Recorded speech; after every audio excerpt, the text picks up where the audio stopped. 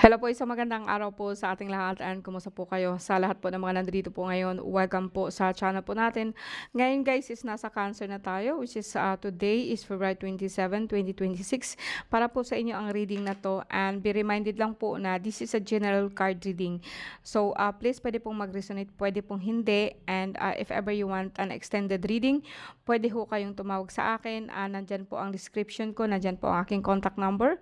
So please po no, gumamit po kayo ng Viber no. Wala po akong signal dito pagdating po sa cellphone. So naka-wifi lang po ako lagi. So let's begin. Cancer po sa panahon po ng Pisces no. And so ang gagawin po natin ngayon is tingnan po natin kung ano po yung current situation po ninyo. And then magbigay din po tayo ng card in the past, no? Tingnan po natin kung bakit siya nagkakaroon ng ganitong klaseng situation. And in the future probably, kung mababago po ba ang future natin, no?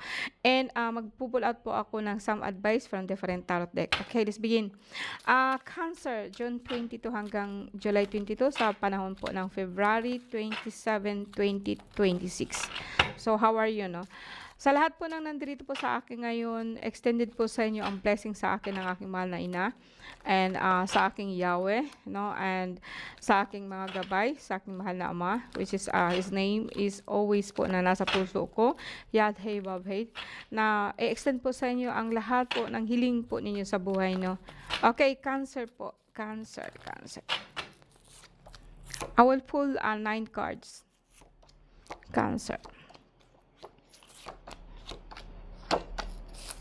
Okay, sa ngayon guys, no, kung titingnan ko ngayon is, ang pinaka-sentro ng card po niyo is Emperor. And the Emperor is a symbol of death, which is, ito sa akin is, this Saturn guy, no, he is Saturn. Kumbaga sa akin, he rules obedience, no, parang kumbaga sa akin, kung minsan po talaga tig-fruits niya lahat po ng iyong mga asset, lahat po ng kung anong gusto mong gawin na frozen po yan. Dahil symbol po siya ng death and rebirth, no? And dinagdagan po natin dito now ano po natin yan ha, kaklaruhin ko po no para sa mga tao po na na hindi ibabase ko siya sa ating physical na mundo. Now, sa ngayon po kasi guys, no, may nakita po ako na sobrang, well, ang mind mo kasi is parang sobrang sakit po ng likod mo, no? And sa dahilan po ito na parang ang cancer ngayon, lagi po sila nakafocus sa emotion nila, no? And ito yung kaya po masyado pong masakit ang likod ninyo, lalo na po kapag kayo nakahiga, no? Pag nakahiga na kayo, masakit po talaga, mararamdaman po kayong palpitation dito po sa yung dibdib, no? And more on say, dahil po mababa ang pulang dugo ninyo. And eto nakita ko sa cancer po sa ngayon ha, hindi po ito tawas, no? So continuous tayo. And dito naman po sa may ano ka ba, yung wala akong magagawa, yan nakikita ko lagi is like yung sakit nyo. Well, in general reading sa inyo guys, actually, may nakita po akong changes, no? And actually, parang nakita ko dito na may namatay talaga, no? And yeah, more on, either way, buhay pa siya, pero more on, patay na po siya. And ito po yung dahilan kung bakit sabi ko sa iyo is like, parang napaka-abstract po ng tarot card ninyo ngayon, Cancer, no? Kasi dito kasi sa unahan is like may nakita po ako, as I said, na Emperor po, no? Actually, he rules obedience, run by Aries. So he is Saturn, na kung minsan po talaga pong etong persona na to, itong psyche mo, itong pinaka-psyche mo is like ikaw mismo ang nagsasabi na tama na. Kasi kung minsan kasi yung mga bata po pasaway, mga bata, no, yung negosyo mo talaga pong hindi siya masyadong nag-grow. And ito yung sa dahilan na parang kumbaga sa akin, ginalit mo po yung actually, napaka-close in po ng card ninyo. Kahit saan ko siya titingnan, wala akong makikitang closure, no? Kung dito ka, this is actually the death. This is not physical death, no? Pero kung magkasabay kasi ang the death and the emperor and the ten of swords, sigurado ako may namatay, no? Pero eto po'y hindi siya ano, hindi siya in a way po na ano, na I don't know if this is physical or non-physical, pero more on ano kasi grabe kasi ang galit mo, 'no. Nagalit ka po talaga or masasabi ko po sa inyo na galit ka sa mga bata, 'no. And, ikaw mismo, puwedeng sabihin po natin na hindi mo alam na ikaw mismo parang hinahadlagan mo ang mga anak mo. Like kung aalis sila 'no, ikaw mismo ang nagsasabi, "Wag na." 'No, anong nangyari sa cancer ngayon masyado pong ano ang pag-ano sa iyo ng, Saturn. Saturn actually is fire 'no, so rage 'no, galit ka po talaga sa mga anak mo na hindi mo alam. Subconsciously ang mga anak mo okey po sila pero ikaw mismo ang humahadlang 'no, hinahadlangan mo siya kung titingnan mo siya guys 'no. So eto po ang resulta niyan dito sa kabila. So ang mga anak mo o sabihin natin ikaw mismo ha, meron kang gustong gawin na negosyo, actually ano mo pero hinahadlangan mo siya. Is it your mind mismo or ang mga anak mo talagang lagi ka pong nagagalit sa kanila? And kung minsan po pati negosyo mo apektado na. Naapektado ang inegosyo mo dahil sa galit mo 'no. Sa sentro kasi ng card mo is the Emperor and talaga pong magkatabi silang galit 'no. Is it nalulung ka ba sa ano ngayon na nananatili ba sa puso mo yung galit 'no, Cancer 'no? And, ngayon naman po parang okay sabihin natin ikaw 'to, like parang may nagtraidor sa'yo sa pera or nag-iisip ka kasi lagi na may nagtatraydor sa'yo 'no, may nagnanakaw sa'yo, may nagtatraydor sa'yo, yung mga bata ano. Ito ang dahilan kung bakit parang lagi ka pong galit 'no, kung gusto mo nga pagpapatayin mo na ang mga ito, eh. Pero siguro hindi lahat ng cancer ganito ang nararamdaman niyo 'no. And, mabuti na lang dito sa card natin is like mo po na baguhin 'yun. Tina-try mo po na baguhin 'yun, tina-try mo po na meron kang gustong gawin ulit, magsisimula ulit. And although sabihin natin na eto parang hinaharangan mo, puwedeng sabihin natin na ikaw 'to, na gusto mo talagang magnegosyo, mag-ano, kaso lang even though you are full of hope 'no, na umaasa ka nga na ganito kaso lang there's no action, wala wala kang ginagawa 'no. Sa ngayon ito ha, sa ngayon, tingnan natin guys 'no. And Cancer, sa lahat po ng mga, sa lahat po ng mga taga-subaybay ko 'no. And I'm so sorry, if sometimes po 'no, hindi naman sa lahat po ng pagkakataon tama ako 'no. And, ang gusto ko lang ipaabot sa iyo is like kung malalaman mo 'to, halimbawa ganito na, and then magkaroon din kayo ng parang ano ba, parang self-reflection kung tama yung sinasabi ko o hindi, na huwag ninyong tanggapin lahat-lahat yung sinasabi ko. Totoo ba ang sinabi ko? Nararamdaman po ba ninyo yun? May mapupulutan ba kayong aral po sa mga sinasabi ko? Because I don't want you to ano na magla-lock-in itong mind ninyo. Kasi actually Cronus is, dangerous siya 'pag nagtagal. Kasi po actually maaapektuhan yung mga anak mo, yung lahat ng mga taong naka-surround sa'yo. Kasi si Cronus actually masyado po kasi siyang istrikto 'no, ano, kulang siya sa puso 'no, kulang siya sa pagmamahal kaya po lagi po siyang galit. Okay, and, this is how I see 'no. Even though sabihin po natin na ikaw 'to and gusto mo po magnegosyo, ikaw lang din mismo ang pumapatay nung mga pangarap mo. Hmm, gustuhin mo sana kasi ang dito kasi sa baba is your own subconscious mind at titingnan ko dito sa apat kahit na ano kasi since na ang Chronos mo or Saturn energy mo is nasa loob mo, nasa gitna mismo, kahit saang anggulo apektado ka, kahit yung thinking mo 'no, ikaw mismo ang nagsasabi, "Bakit ganito?" 'no, parang, "Bakit wala akong pera 'no, hanggang ngayon?" 'no. It's not only na physical na galit ka sa mga bata 'no, and, even though mag-start ka ulit 'no, magsisimula ka ulit, mag-aano ka ulit, ikaw mismo as I said, ang babalik doon, hindi nga siya umaano, mawawala din 'to, ganito."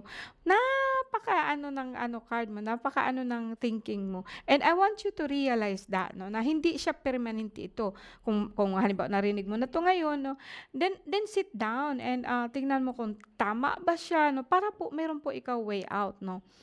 And ang lakas ng influence ng Saturn sa iyo ngayong time na 'to. Kasi ang Saturn kasi ngayon medyo nagngingit-ngit talaga siya kasi hindi na natin siya naaalala 'no. Ang Saturn is a symbol of time.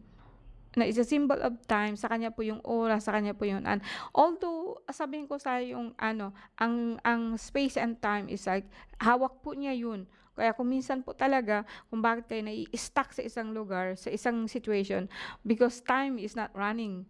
No, time is not moving. No, pag ganun po ang ganun po ang sitwasyon ninyo. And mag-ano po siya, magre-reflect po siya sa mind ninyo. Okay, and hope na naintindihan ninyo. Tingnan natin ang past mo ngayon, Cancer, no? Kaya alam niyo kung bakit parang pag babasahan ko yung ano. And isa pa to guys, no, Cancer actually sa akin is mas mababa ang view sa akin, no. And actually ang asawa ko is Cancer eh. So hindi hindi hindi siya ano ba, malalim kasing mag-isip ang Cancer, and ang card ko kasi is masyado po siyang malalim. Hindi, I'm not really focusing on the physical, no. Nagfo-focus po ako, so ano yung psychological ninyo. And makikita ko dito na galit ka, no, there is a rage, no, na rage sa puso mo. And ito yung nakikita ko sa Cancer ngayon, no. And in the past, kahit sa mga nakaraan mo, no, tapusin ko 'to. Okay, tapusin ko 'to, ha. Dito sa cards mo, parang ano ba, parang na-struck ka yata ng lindol or sabi may parang ang magkatabi kasi 'to, oh. Magkatabi itong abundance, no? Magkatabi itong abundance, and tinabihan po siya ng ano, ng the tower. And ang sabihin ko lang sa iyo, ano, this is your past, and actually magkatabi din po ng magician, no? Yung bagang sa akin, no, baka, no, baka kasi gumamit ka po ng ano, parang gumamit ka po ng mahika, gumamit ka po ng anting-anting, gumamit ka po ng ano, para makuha mo yung gusto mo. And kabaliktaran, lugod ang nangyayari. No, ito kasi makikita ko na the Queen of Wands, the High Priestess, the King of Wands, and the Wands. No, so ibig sabihin nito may ano ka, may parang sabihin ko talaga sa iyo, parang may kaso ka noon, eh nag-aalala ka po nito, pero ang pag-aalala mo nauwi siya sa galit, no? Nauwi siya sa ano, kasi yung mga tao na parang na alam mo na pinag-uusapan ka, or ano na ganito ganyan, parang umaasa ka sa mga ano na grabe, bakit ganito ang card ng ano ngayon, ng Cancer ngayon. Anyway, kung titingnan ko sa ano mo, sa ano mo, sa ano mo, kung titingnan kita sa physical mo, no, hindi ka nakakatulog, yeah, and masakit ang paa mo, masakit ang likod, lalo na sa paa. No, ang iba siguro po hindi na masyadong nakakalakad, no. Pero actually mataas din sugar mo. Ito sa sobrang stress mo, ano, siguro nagkakaroon ka ng ganito ngaya na, no, you know, halimbawa po nag-iisip ka ng ano, naiisip ka po ng mawawala ka na, pero grabe po yung galit mo, or kasi I don't see na ibang tao 'to, ikaw talaga 'to, kasi sa sentro ng card mo, the Emperor and the Tower, no. And eto talaga, puwedeng sabihin natin sudden death, no.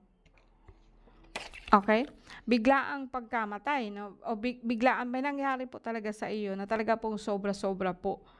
And puwedeng disgrasya ito, no, puwedeng ano, pero more on puwedeng sabihin po natin sa lindol, na galit na ba ang ating mahal na ama. Saturn is the oldest gods, no, hindi siya yung malaking gods. Saturn is the oldest god. And kung minsan talaga alam ko po na mararamdaman ko po yung energy niya. And sa ano, sa Cancer po ngayon, ito yung nakikita ko sa'yo, no. How to change this one? No, let's see in the future kung magbabago po ba siya.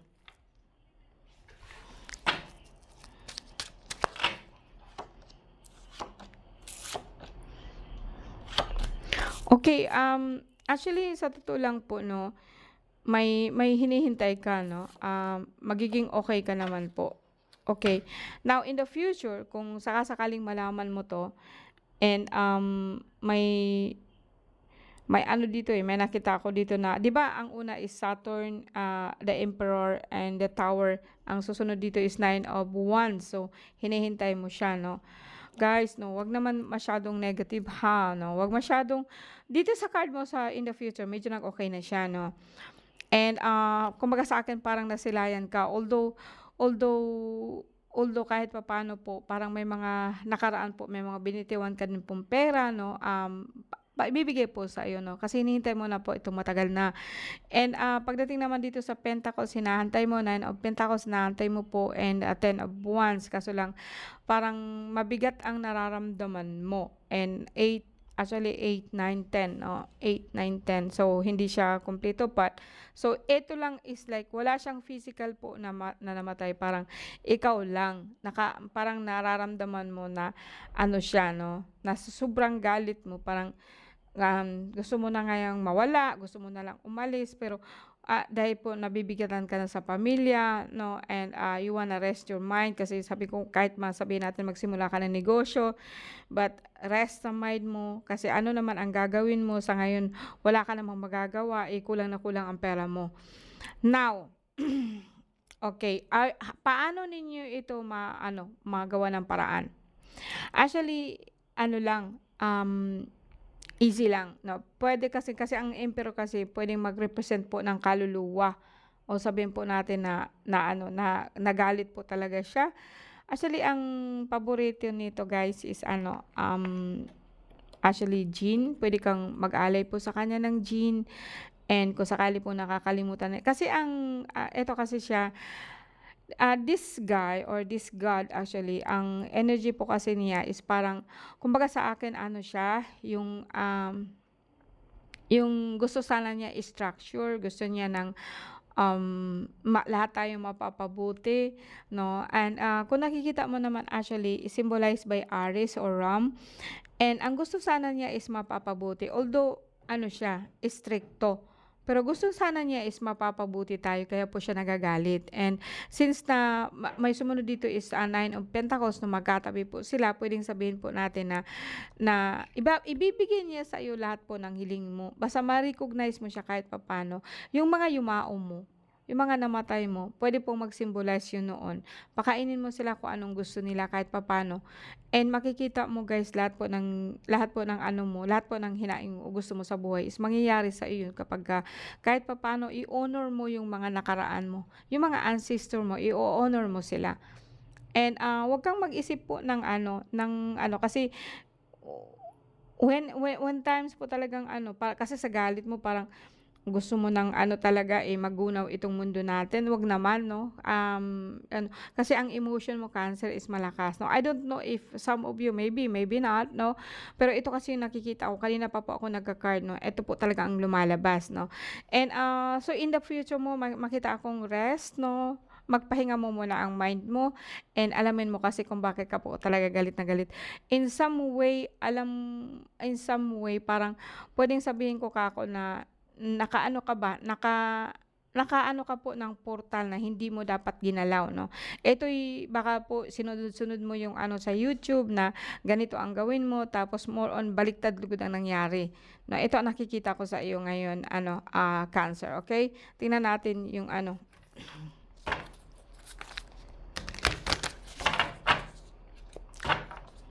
magkuha tayo ng advice mula po dito sa ating bagong card.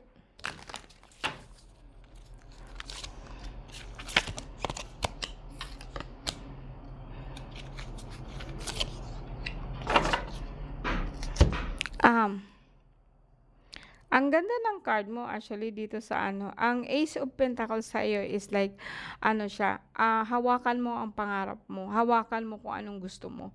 And King of Sword, also like sabihin po natin na ang King of Sword at saka ang the Emperor is almost parehas lang po yan.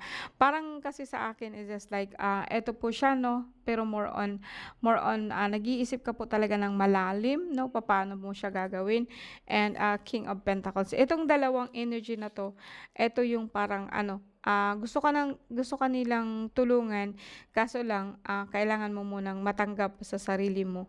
Huwag masyadong judgment, wag mong husgahan ang sarili mo. Okay? Ang lahat ng mga pangarap mo, ang lahat ng mga gusto mo, huwag mong i-judge 'yun. Kumbaga sa akin, gawin mo lang kung anong gusto mo. No, kung gusto mo magnegosyo, gawin mo. Huwag kang mag-isip na baka hindi ito kikita, baka hindi ito gaganito, baka katulad lang ng iba, baka nga scammer ka. The same thing, huwag mong masyadong i-judge din yung ibang tao. Okay, Cancer, no? Ito ang nakikita ko, ito ang advice sa iyo, which is good naman po siya para sa akin, no? Kung sakaling mang ano, ayoko kasing anuhin natin ang reading na this is someone else because ikaw talaga to, no? And ang laki ng influensya mo within every ano sa ano mo, sa circle ng mga ikaw to na parang ang energy ng Saturn nasa sa'yo. So, ang Saturn actually, Saturn actually is something like connection po siya sa Saturn na planet. And since na you're Cancer, so baka apektado ka po sa pag-ano po ng buwan, no? March 3 po kasi coming, which is ano po ng buwan. Kaya mararamdaman po ninyo na parang kakaiba po ang atmosphere po natin, no? 'Di ba? May lunar eclipse po tayo na parating po ngayong 3 and baka po masyado po ikaw apektado, no? Alright, thank you so much sa lahat po na nandito po ngayon. See you again next time. Have a good day po.